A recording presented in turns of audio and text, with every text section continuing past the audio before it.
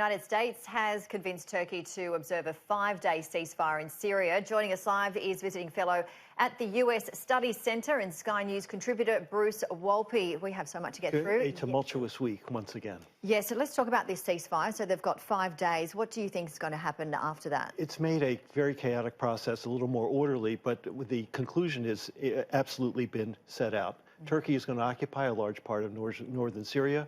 The Kurds are being pushed back. Russia is in. Assad in Damascus is back in. ISIS, we don't know what's going to happen, even though Trump is claiming that's under control. And Iran is back in. So you have a retreat from the United States, from Syria. Turkey is getting its objectives. So it has been very chaotic, very confrontational.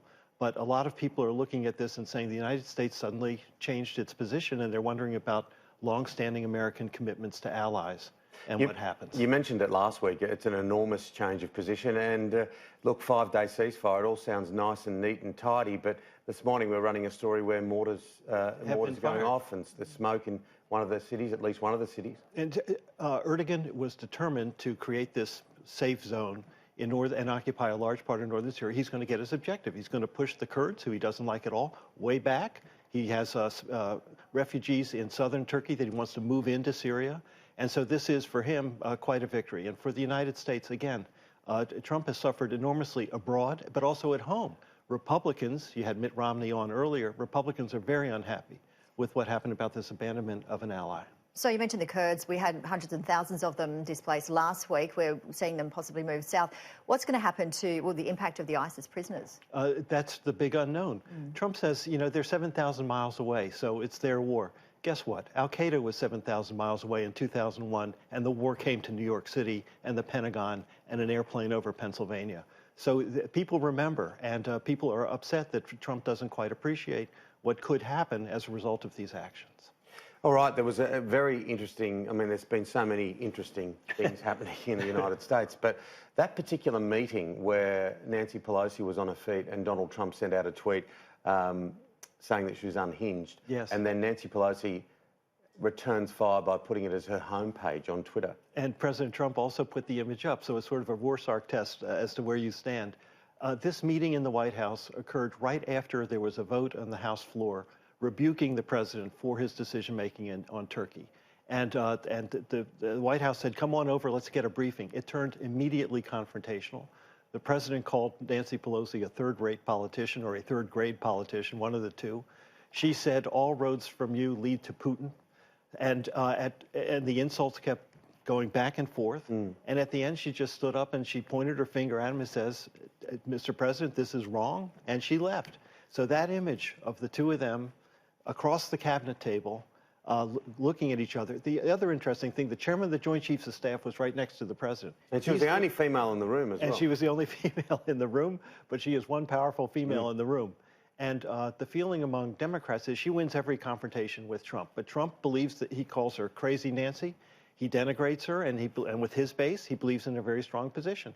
So this is going to be the character of American politics over the next year. It's not going to be pretty. It's not going to be pretty at all. What is happening in the impeachment inquiry? We had a big week last week. We spoke about Gordon Sondland this time last week. He was all in the news this week. He's there. Rudy Giuliani. A couple of really dramatic developments. First, as you've reported, the chief of staff had a briefing yesterday at the White House, and he said that one reason that aid was withheld from Ukraine was they wanted Ukraine to look at political things that could benefit the Trump campaign. That was a really startling admission. And so the Democrats believe they have an ironclad case. The other thing that's emerging from the inquiries in the House Intelligence Committee is that Rudy Giuliani, the president's personal attorney, ran a parallel covert foreign policy operation on behalf of the president.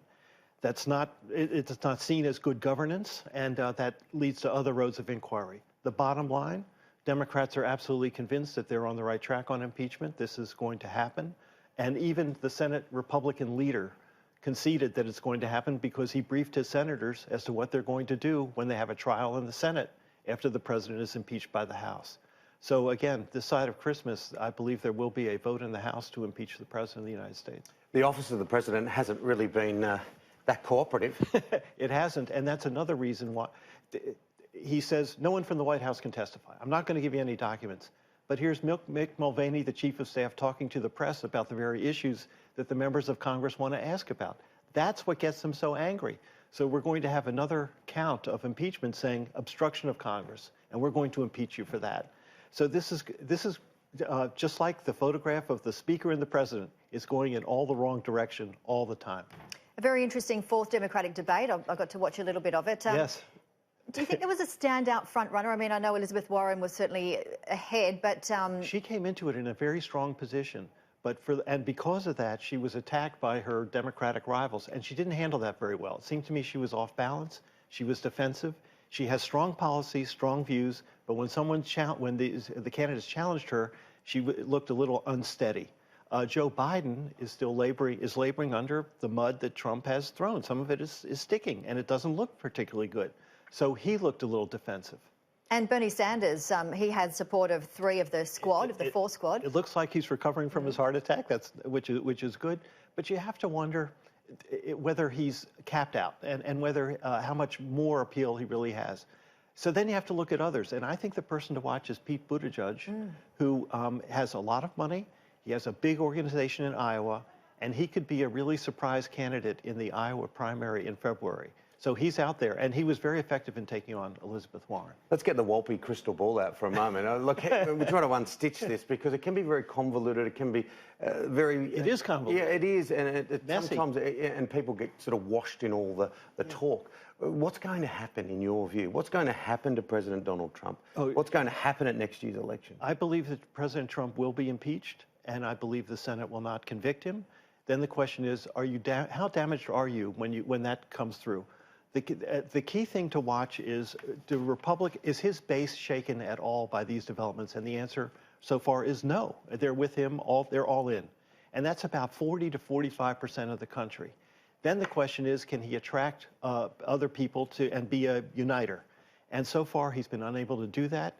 And so then the question is, since we have voluntary voting, not mandatory voting in the United States, then the question is, who turns out to vote? And are people who are incensed by what Trump has done, are they motivated enough to come out in numbers in those key states to beat him? Yep. But I can't tell you who the Democratic nominee is going to be. It's going to be interesting. But one final thing, and out of Washington, but I have a the sports baseball. update. Yeah, we'll soften. This normally ends with golf, but let's just end it with two baseball. pieces of good news. Great history, this. Two pieces of good news today. 2 women walked in space a short time ago. Yes. And so diversity has come to space, and that's really great news. And Trump called them from the White House, and he was very pleased about that. But the sports update is the Washington Nationals, for the first time since 1933, are in the World Series. They'll play either the Yankees or Houston. That game is in a couple hours. But we're all for the Wallabies today, right? We certainly are. That's right. It's a big sporting day. Yeah, I love that. I love those sporting stories. You know, not since the Depression has that team been in the World Series. There's a picture of Franklin Roosevelt throwing out the ball in the 1933 World Series. So one thing can unite Washington, and it's the Nationals. We like to end on a happy note. 86 years later. Good to see you, Bruce. Good to see you. Thank you very much.